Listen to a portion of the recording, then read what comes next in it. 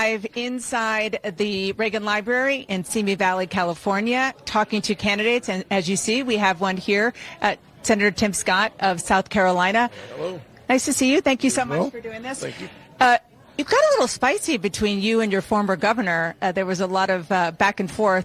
Was that something that surprised you? It surprised some of us. Well, I was surprised by the vitriol, but the good news is this is like a football game. You put your uniform on, you go on the field, and you play to win. And bottom line is for her to talk about any kind of spending when she offered a tax increase that would be $200 million in a small state like South Carolina. That would be devastating, increasing the gas tax by 10 cents. So having a chance to have a contrast about where we are on the issues of spending or where we are in China, frankly. She called China, as our UN ambassador, a great friend, or on the issue of abortion. I believe that having a national limit of 15 weeks, where 3 out of 4 Americans are, that is a place where we should be.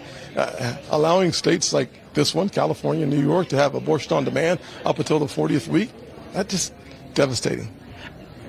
You talked about the curriculum in Florida that Ron DeSantis put out there, the idea that slavery allowed for people who were enslaved to find skills. You also talked about Kamala Harris. Yes. What did you mean by that? So they both signed off on similar curriculum that said basically the same thing. My point is that whether you're Kamala or Ron, the bottom line is simple. There are no redeeming qualities in slavery, period.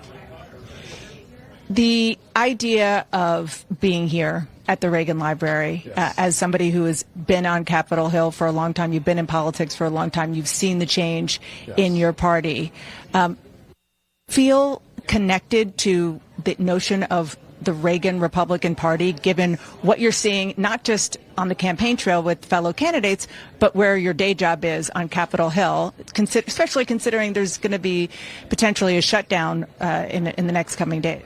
Of course I do. But listen, Ronald Reagan helped us understand that all things are possible, that the city on the hill still exists. Today, we need another optimistic, positive leader who believes in the future of this nation. I know that America can do for anyone what she's done for me.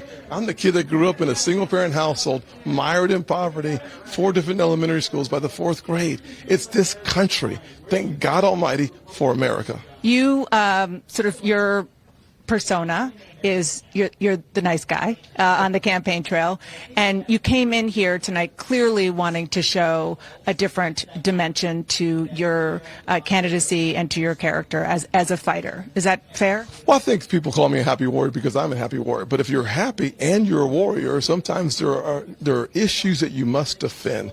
I should be a voice for the voiceless. I will defend those who cannot defend themselves. It's an old notion from the Old Testament that says that someone should stand up for those who can't stand for themselves. Sign me up. Someone did it for me.